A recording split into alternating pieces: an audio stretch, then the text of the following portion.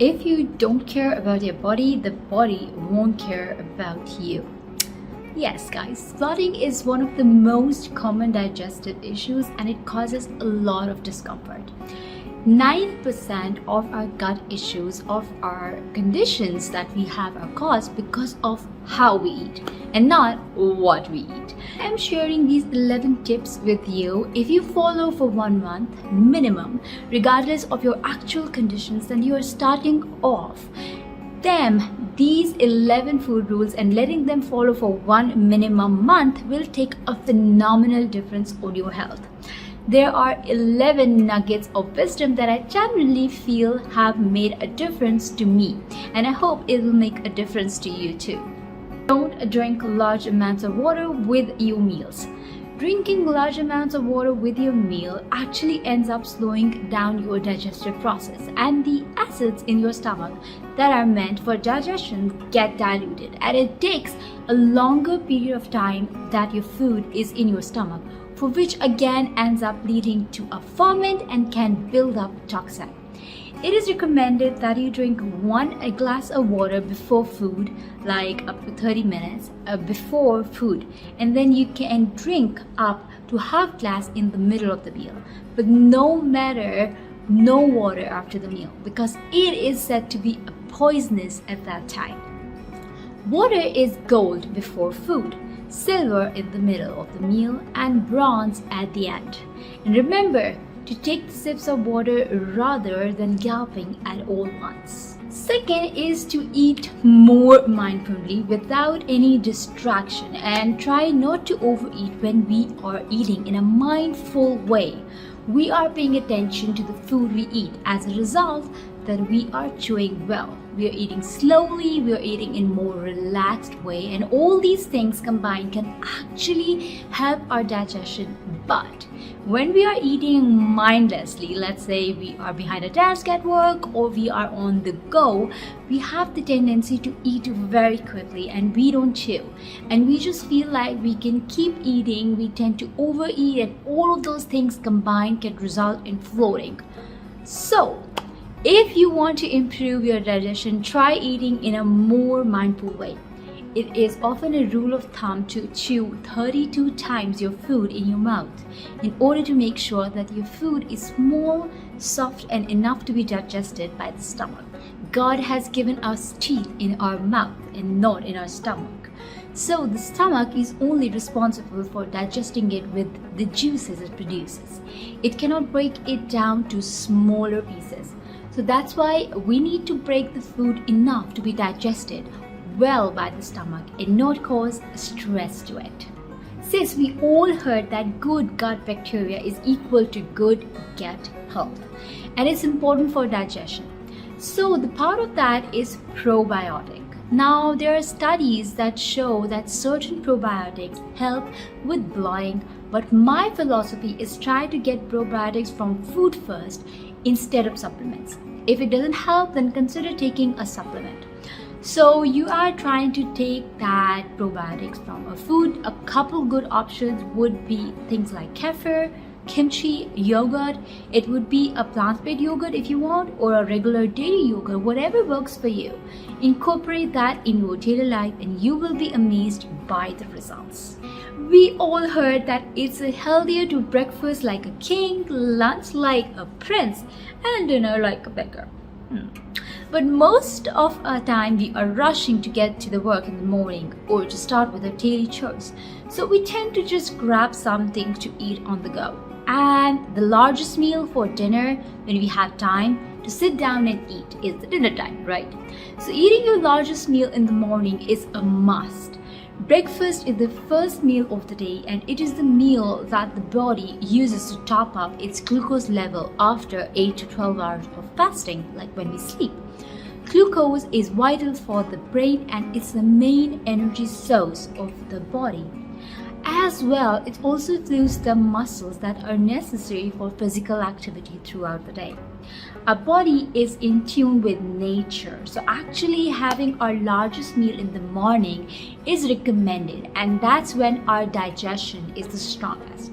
So So having the largest meal in the morning and a smaller, lighter meal that less complex with less flavors and also less ingredients is recommended in the evening in your dinner. Guys, this leads to my fifth food rule and the tip, that is eating times. As I mentioned before, our body is designed accordingly to the nature. Our bodies function according to the sun. Most of us feel bloated and constipation due to our poor eating habits and timings. Always try to do breakfast within 1 hour of waking up, and it's possible if it's possible before 9. Then after that comes the lunch. Lunch should be between 12:30 p.m. to 1:30 p.m. and not later than that. You also notice that you start to feel hungry at that time, and if you eat on that time, you will feel fuller and more satisfied rather than suppressing your hunger and delaying it more further. Dinner should be usually around 6 to 7 p.m. and not later than that. This is the time for sunsets, and our bodies are also turning to get into the rest phase. So you need to give your body time to digest food well before the bedtime. Okay sis, so you need to listen to this with a big heart. You need to eat your dessert before meals. Okay, I said it.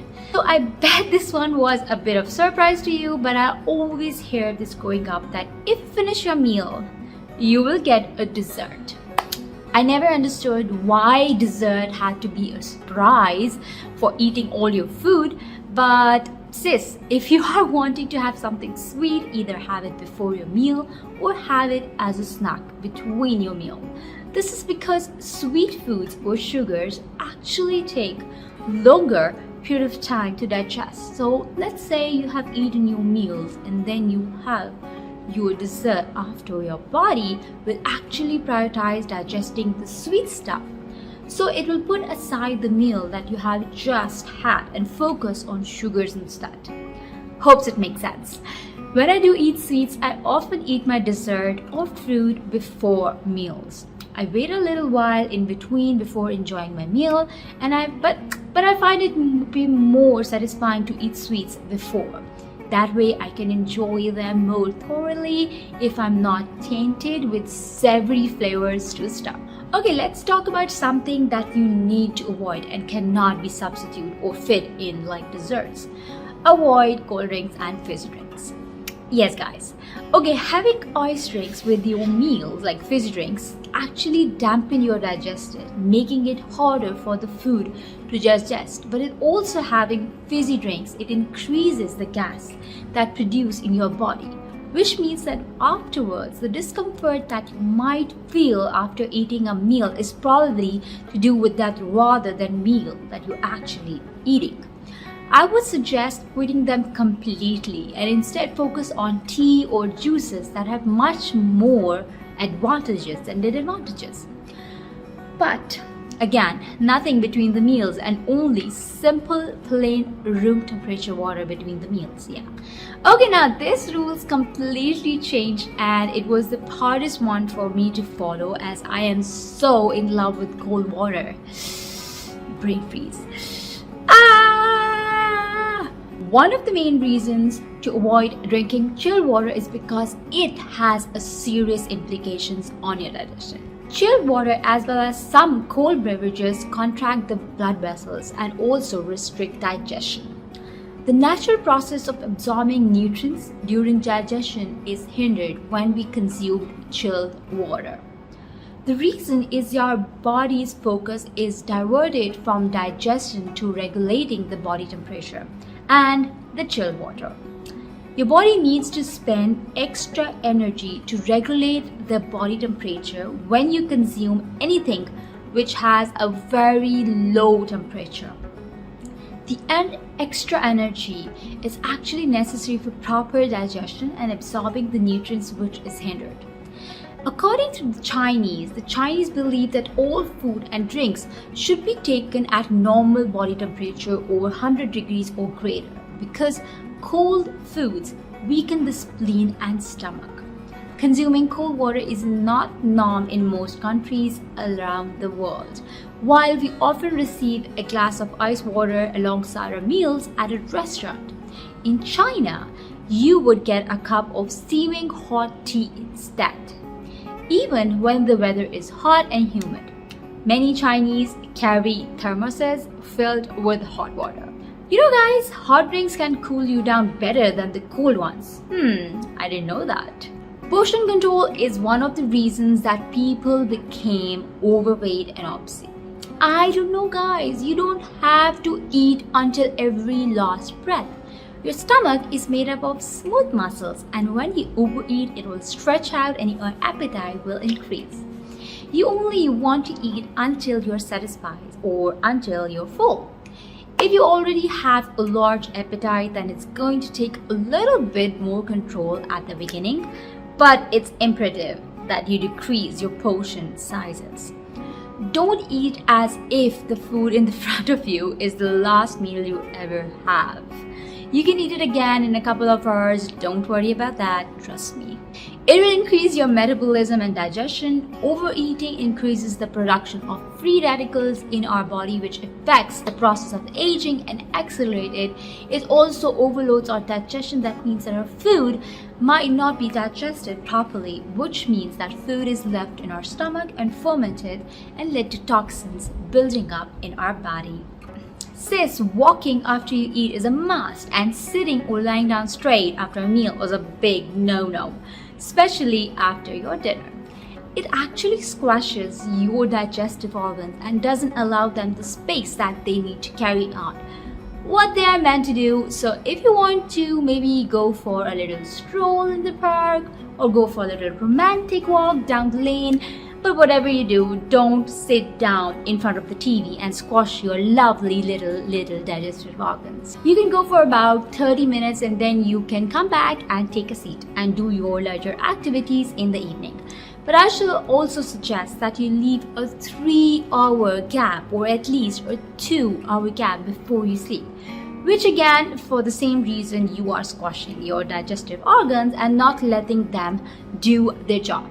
So 3-hour gap between meals and also a 3-hour gap between your evening meal and your sleep time is a must.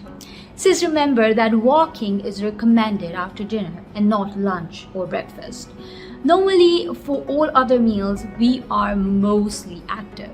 So I always take a little nap after my lunch, like about 30 minutes after I clean up everything. Spice up with your life, OMG. I love spices and I love to add them to my food. Spices will slowly become your go-to box once you understand the beautiful varieties and qualities of spices. There's a different spice for everything, whether it's gas, whether it's bloating, or whether it's respiratory, whether it's congestion or constipation or anything, guys. It's amazing. Actually, spices calm your gut and keep it healthy. There are so many different spices that have so many different qualities and can affect your body differently. I personally feel like Spice Box is like a protective armor that helps keep my body feeling optimal. Spices such as turmeric, ginger, chili peppers add flavor and color. For example, spices like chili, turmeric and black pepper are known to have anti-inflammatory properties. So sis, this either may sound really easy for you or it may sound overwhelming. Either way, I could recommend it starting off with a couple at a time. You don't have to try and do all of them at once, but incorporate 1 or 2 of them one week and then other in the next week and then another the next week and then another. Hopefully by 11 weeks time you have incorporated all of them into your lifestyle and then they should become second nature to you. Sis, it may take a little bit longer than that, but I guarantee that you will probably start noticing a difference, a huge difference, just by incorporating 1 or more or 2 in your life. So I hope that this is useful to you and I would love to hear your thoughts, and if you would end up trying any of these, I would love to hear some feedback around it. So sending you so much love and gratitude, and I hope you have a lovely weekend. Okay, if you like this video, even if you don't like it, please subscribe anyway. Leave a comment and a message so I can get to know you, just as you are getting to know me, sis.